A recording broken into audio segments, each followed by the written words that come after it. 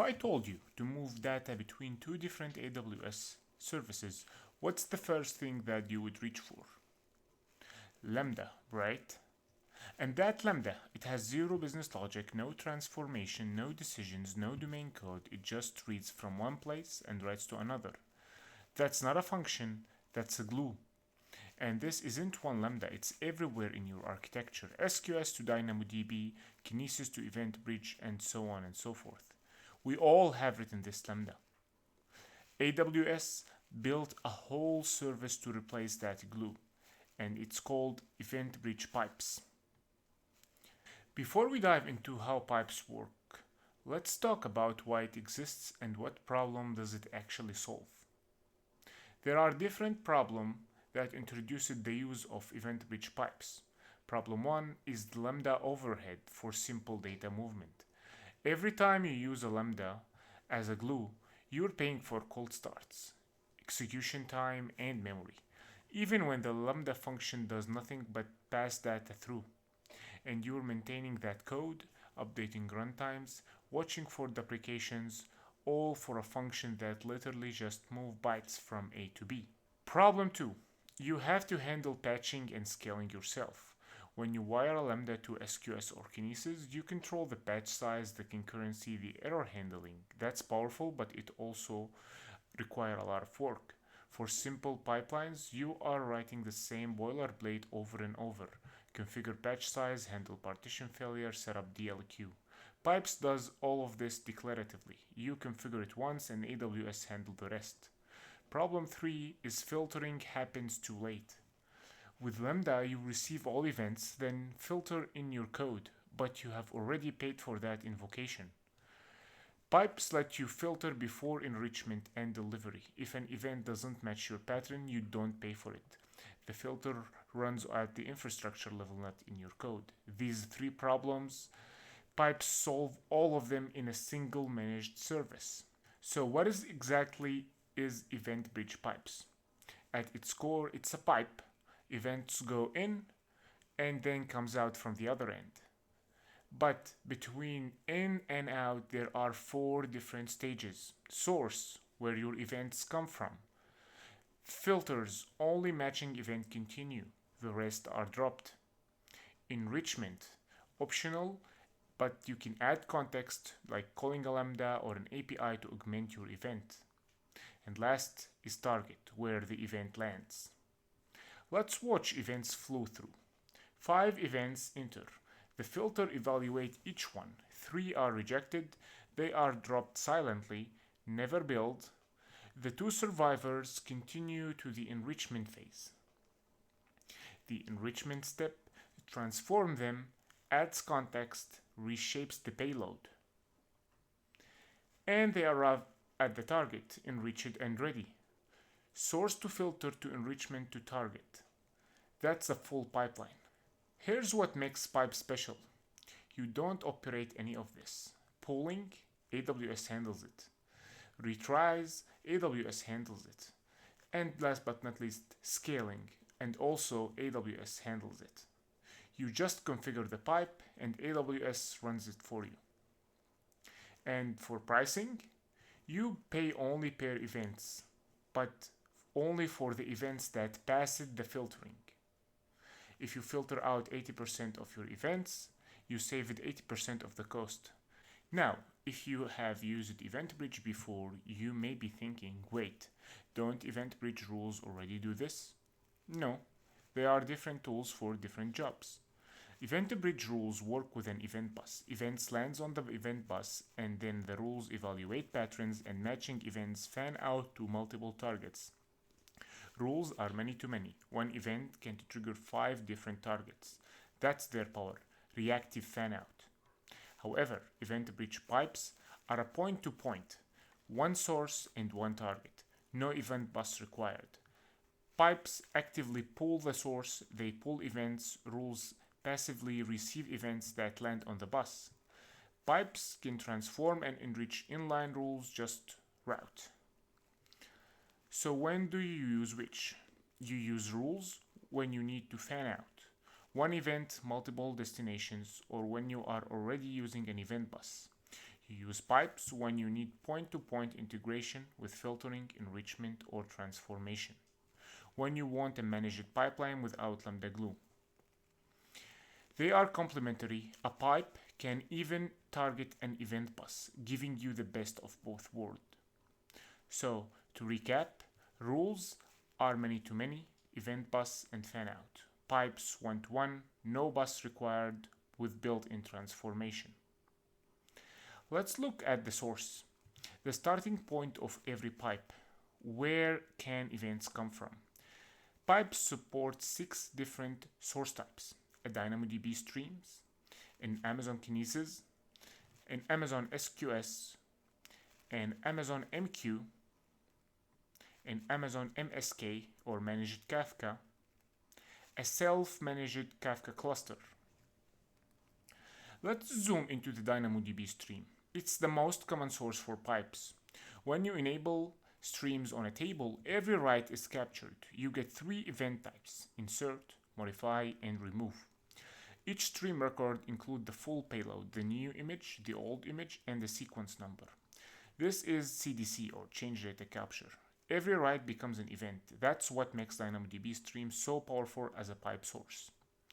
Now, there is something critical, which is ordering. For ordered sources like DynamoDB Stream, Kinesis, MSK, and so on, events enter in order and they came out in the same order.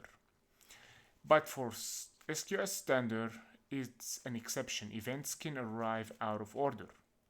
You need to know your source and you need to know and understand the ordering behavior. Every source supports patching. Pipes read events in patches, not one by one. Here's an SQS queue with 10 messages. Without patching, that's a 10 lambda invocation. With patch size of 5, just 2 invocation. Fewer invocations mean lower cost, but large patches mean higher latency. And you don't manage the pooling infrastructure. Pipes scale pullers automatically. When traffic spikes, pipes spin up more pullers. When it drops, they scale back down. No configuration needed. You tune the patch size and the pipes handle the scaling.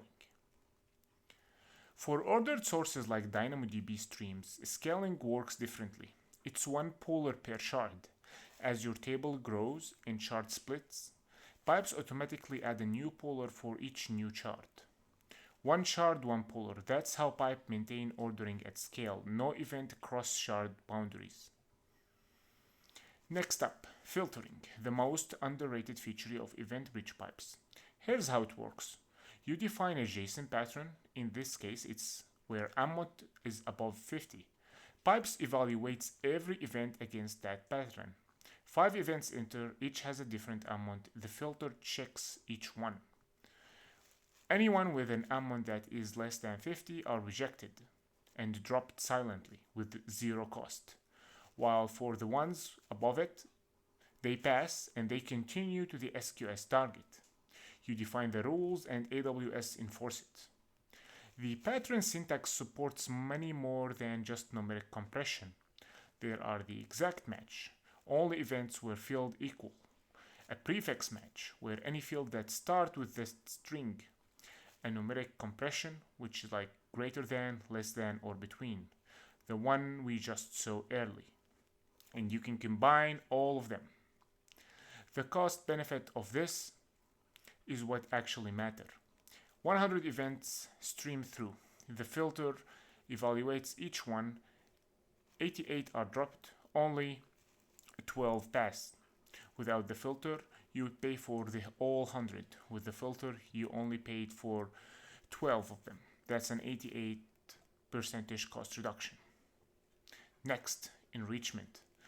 Now, let's talk about enrichment, adding context to your event before delivery. Here's the flow. An event arrived from the filter. In this case, an order with just an order ID and an amount. The enrichment step, a Lambda function in this case, calls your customer database. It attaches the customer name, their tier, their address.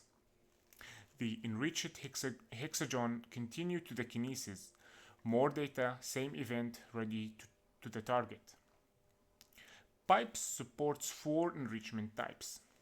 Lambda, the most flexible one, run any code, call any service, step functions for multi-step workflow, API gateway for calling an HTTP API for internal microservices, an API destination, which means calling an external HTTP endpoint. All enrichment is synchronous. The pipe waits for the response before continuing. Now, here's the hidden power of enrichment. Your Lambda doesn't just add data. It can decide whether the event continues at all. There are two paths. Your function returns data, the event continues to the target and enrich it, or the other path where your function returns an empty array and the event is silently dropped. Enrichment is the last step before delivery. Next, let's talk about targets. Targets are where your events land after the entire pipeline. Pipes support a wide range of targets. Let's go through them. Lambda, an SQS, an SNS for broadcasting to subscribers, step functions where you can start a workflow, EventBridge bus where you can found out with rules, an API gateway where you can call an HTTP endpoint, Kinesis for streaming to a data pipeline, and last but not least, CloudWatch log for observability. Pick the one that fits your architecture. For targets like Lambda, you choose the invocation mode, whether you want synchronous or asynchronous.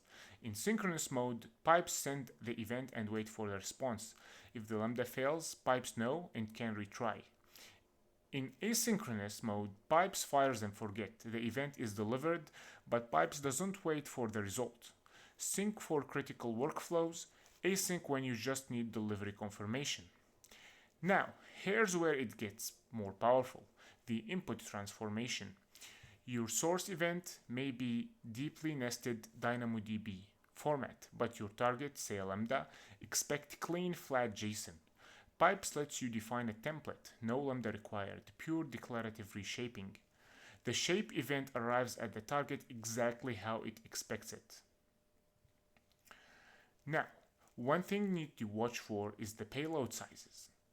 Pipes handle up to 256 kilobytes per event, but your target may have different limits. Step functions support the same and event batch the same. Kinesis and Firehose support up to 1 megabyte, but for large payloads, you need to store the data in S3 and pass the reference. Pipes are robust, but failure happen. Let's walk and talk through about what happens when the things go wrong. When a target fails, pipe retries. You configure max retry attempt from 0 to 10,000. Retries uses exponential backoff. First ever retry after 1 second, then 2, then 4, and so on. You can also set a maximum event age. If an event cannot get delivered within that window, it's considered failed. Pipes retry target delivery only. It doesn't rerun the entire pipeline. Enrichment already happened. What happens when a retry are exhausted? Without a DLQ, the event is lost. You configure a dead letter queue, an SQS queue where your failed events will go and land. From there, you can inspect, alert, and reply. Your DLQ is your safety net. You configure a DLQ per pipe. It's not optional in production. For patch processing, partial failure get interesting. If your target is Lambda, it can return a partial patch failure response.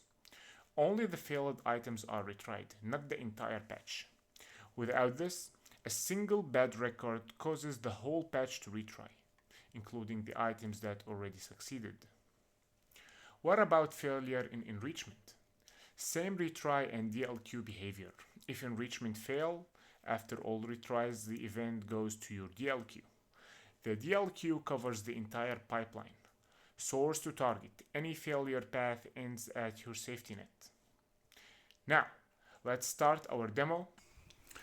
Okay guys, so for the demo today, what we want to build is a ticketing system where a new ticket is being written to the DynamoDB support tickets table.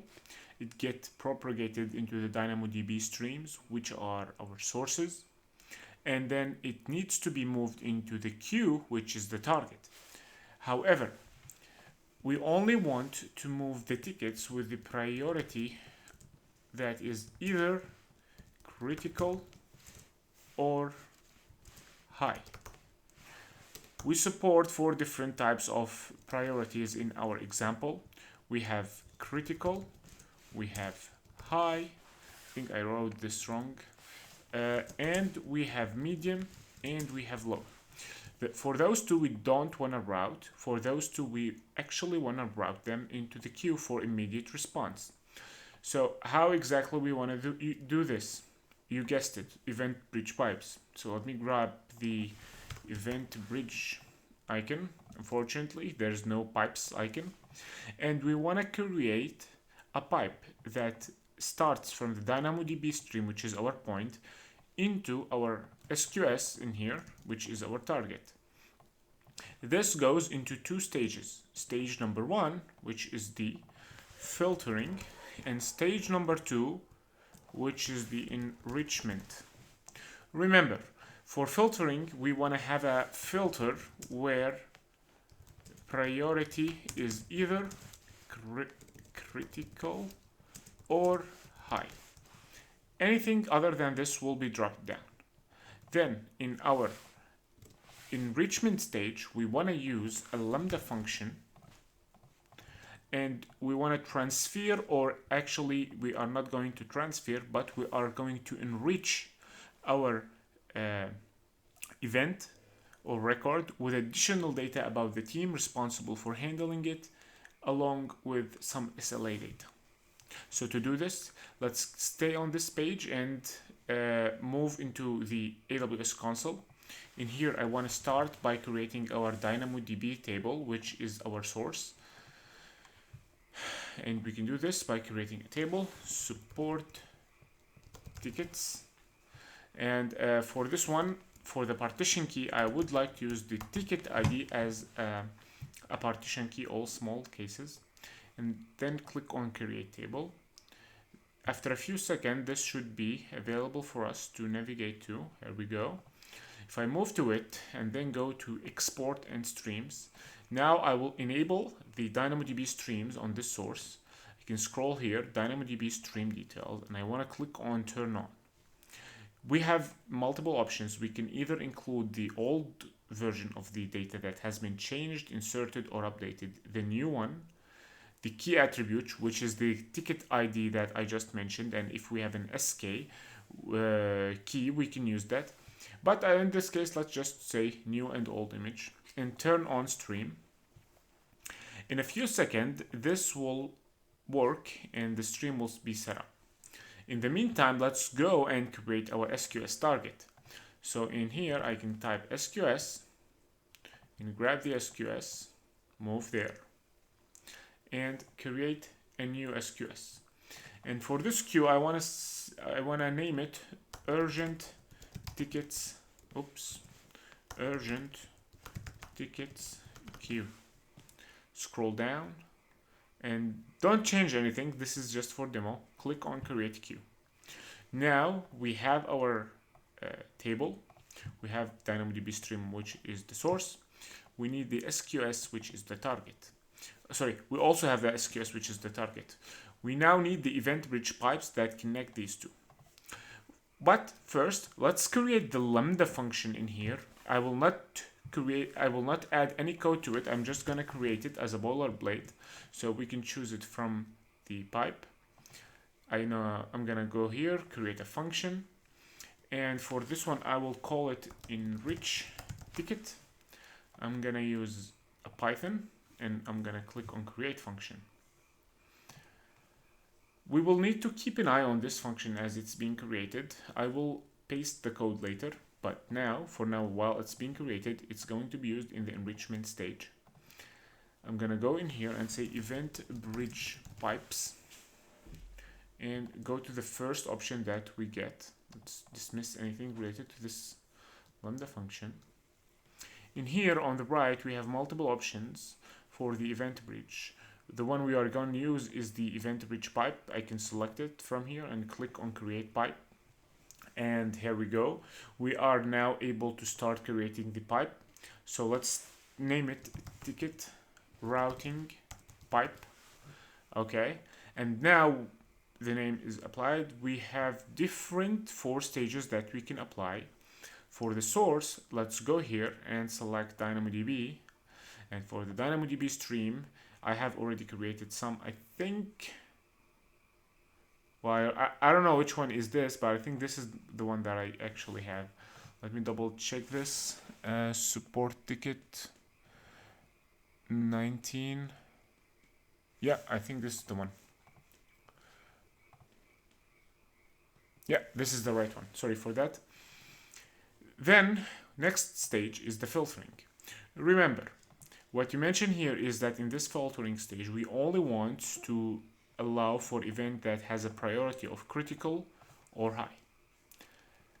Going back in here, there are 2 tabs that we can use. A sample event, which give us the shape of each event that we want to use. For example, for DynamoDB, the shape of the event will be like this. For SQS, the shape of event will be like this. That's up to us to choose from. We are using DynamoDB Streams, so I'm gonna stick with this one. Here is where we actually write our filtering logic. So what exactly we're filtering? This is where the pattern applies to each of the event that passed through the pipe. I'm gonna take the code from here and paste it and explain it to you. First, I'm gonna show you this, and I'm gonna show you this. If it fits in the screen. Yep, it fits. So when the DynamoDB record is fired into the stream, first we get something called the event name, which is one of 3 different values: insert, or modified, or delete. It shows you what exactly happened to this record.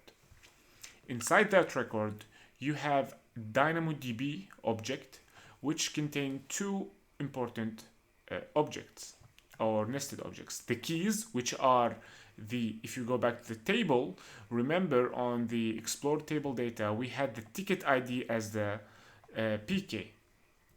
In here, it shows the keys as an ID because this is a sample event, and then the type is N. N means a number. In our case in here, the ticket is a string, so it would show this as ticket ID. Let me grab this and go to enter my own. It will show this one in here as a ticket ID, and then S, which means a string, and then the string for this one, which could be like ticket 001. New image contain all the other fields that we have inside the record. Right now, if you remember, we are filtering on the priority, so we are expecting to have a priority field. And in here we said the event needs to be insert, which means it's a create. In the DynamoDB new image, we are expecting a priority field. So in here we should have a priority field, which is a string, and now it's a string. It should be either critical or high. This is how EventBridge Pipes allows you to define a pattern to match. There are a lot of cases like prefix, suffix, anything but numeric and other stuff. Let me show you a simpler event in here to explain this, how it works. I'm gonna copy it from here and paste it in here. And this one makes sense more. It has the event name, the event ID. It contains the DynamoDB, which is the key, the ticket ID that we used there. And it contains other fields like priority, which is critical. Now, if I test my event pattern in here with the event pattern in here, it should match. And I can do this by doing test pattern, and I get the success message that that this event matched my pattern. And that's correct, because the priority in this one exists, and it's a string, and it's critical. So it's one of the 2 values I expect. But if I take another event and paste it, this time the priority is low, and click on the test pattern, I get this red alert that says it doesn't match, and that's expected because in here we have low, and here we expect either critical or high. So in real world, this will drop that event and it will not continue. So Next is the enrichment. And for enrichment, I want to use the Lambda function I just created. And for that Lambda function, it's called enrich ticket. I can just select it. You can apply transformation for it if you want, and you can define which version and alias. Before I continue, I will go to that Lambda, and I want to actually update the code that I have in here. So let me grab the code and paste it for you and explain it a little bit. What this basically does is that it expects if it's a critical, or if the priority is critical or high, it just augmented with some dummy information that we are hard coding. The idea in here is to show you how this works. However, in real world, you can call database, you can actually call an HTTP endpoint to get more information and augment your event. It's all available to you. One thing I want to change is that in here, I actually named this a ticket ID, but in here, it's called a ticket-ID. So let me grab this name and paste it in here. I did this on purpose because I want to show you that inside here, you can rename your variables. So even that you're enriching your event, you can actually transform how it looks or transform its shape. And this just adds additional variables and additional properties to our initial ticket object, and then it just returns the enriched ones. It's very simple code. I'm gonna click on deploy to deploy my code, get back to the pipes, and click on next. Now we need to select the target. In our case, the target is an SQS queue. Then we need to select our queue that we created a while ago, and then we need to click on create pipe. While this pipe is being created, you can also interrupt in transit while data is moving. You can, let me get back to you on this one. You can set up interruptions. You can monitor exactly, you can tell it what to monitor, like logs. You can monitor the invocation, you can monitor the error logs, the success logs, and so on and so forth. There is also the ability to adjust the rule, and rule in here is needed because your pipe will need to do three things in our case. It needs to be able to read the DynamoDB stream, it needs to be able to invoke the Lambda, and it needs to be able to send a message to the SQS. So if you go to this rule and explore it, while it loads, you can see the CloudWatch logs in here. I set it to be an error. That's the default. You can check it in here, you can monitor it, and so on and so forth. You can see that the IAM is having this permission to send a message to the SQS. It is able to invoke a Lambda function, and it's able to get and list streams. So it's actually able to read records from a DynamoDB stream. Now, the moment of truth. Our pipe exists. We have every step in here. Let's try to create record in here and see how it works. So I can click on create item, and let's try to create few items in here. I'm gonna name this ticket 001. I want to add a new field, and let's call it priority. And for this one, I'm gonna call it critical. So this new one will pass. I'm gonna add a subject and call this production API returning 500 errors. I'm gonna add a new string field with the customer, and the customer will, no, I wrote it right, it's me. And then I wanna service payment API. So this record will be now going through our pipeline. It's go from the DynamoDB, let me give it a green color, from DynamoDB goes into the stream. Our EventBridge pipes will pull it, it goes into the filtering. Does it contain a priority field with either one of those two value, critical or high? Oh my god, I don't know why I'm writing this wrong. if it yes, it continue. If not, if it's dropped, it continues to an enrichment. It go into a lambda. It then get transformed, or we can call it an enriched. Now we have a different shape. It goes then into the SQS. Hopefully that works. So if I create an item and then I move into my SQS, and in here I wait for a few seconds, you can see there, oh, here we go. We have one message available right here in this queue. If I click on this queue and click on the send and receive messages and then start pulling, I can get that message, and you can see that it's the same ID that I mentioned now with a ticket ID, and it has that ticket ID, priority critical, and some other information. That's great. Let me stop pulling. Remember, I haven't deleted that record, so it's always going to be there. You can click on here, and then you can click on action and then berg. So let me berg this item. Now the messages will be zeros. Great. The next thing I would like to do is to create another item. In this case, this is ticket 002. I'm gonna create a priority of low. I'm gonna create a new string called subject, and this one update company logo on dashboard. Another string in here called customer, and this one maybe Jean Do. And last but not least, this service, which is UI dashboard.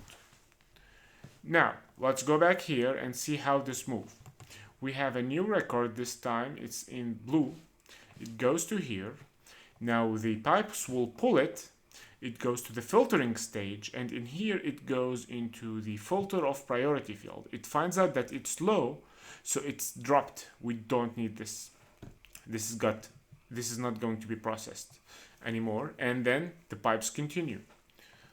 If this is right, then when I click on create item and move into the queue, I should stay on the message available of 0.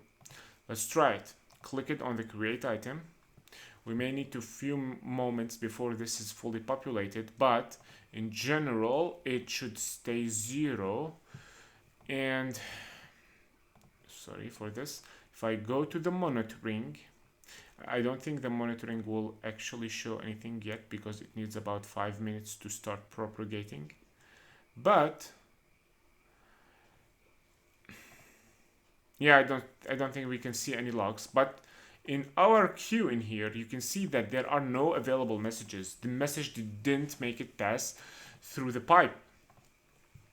So yeah, that's EventBridge Pipes in a nutshell. I hope it was clear enough how it works, how the filtering works, how the enrichment work, how the moving data between one and another point works. Next, I want to show you something that can actually help you a lot when you build your architecture on AWS. And it's with the EventBridge Pipes. So let me grab this. So EventBridge Pipes is, as you know, it's a point-to-point integration, meaning it connects one service to another service. You cannot connect one service into multiple services. But is that right?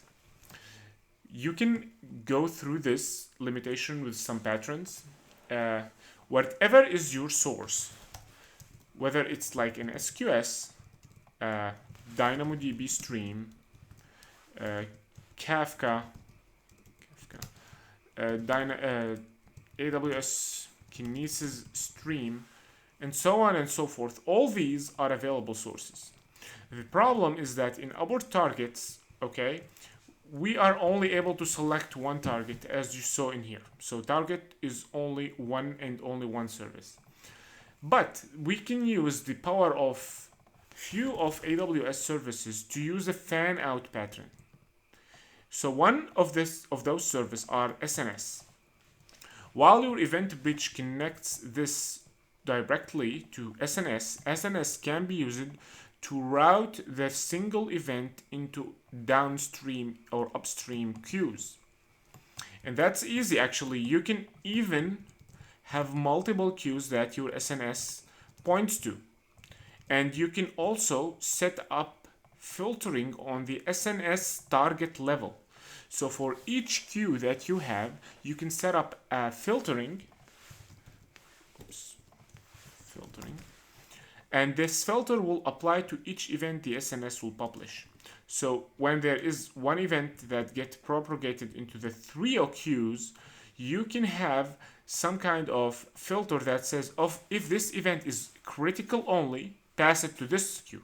If it's high, then pass it to this queue. So you can have this routing mechanism that allows you to direct things to the right queue. That's one of the ways. The other way that I also use a lot is the EventBridge Rules.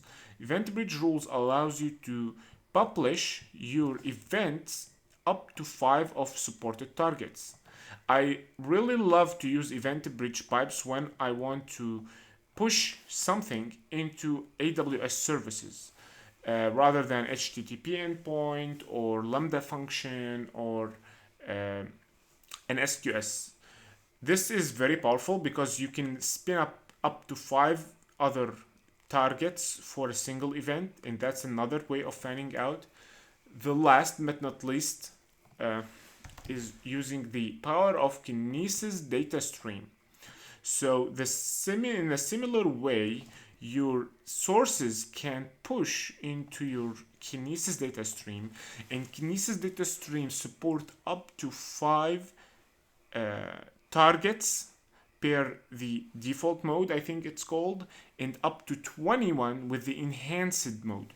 Enhanced mode is a push-based model, and this allows you to push up to 20 targets. So even though SNS is a point-to-point, with some limitation and play around, you can go through that limitation of the target and spin up a fan-out pattern in it and target a single event to multiple targets. I hope this has been clear to you. If you have any questions, feel free to drop them in the comments. See you in the next video.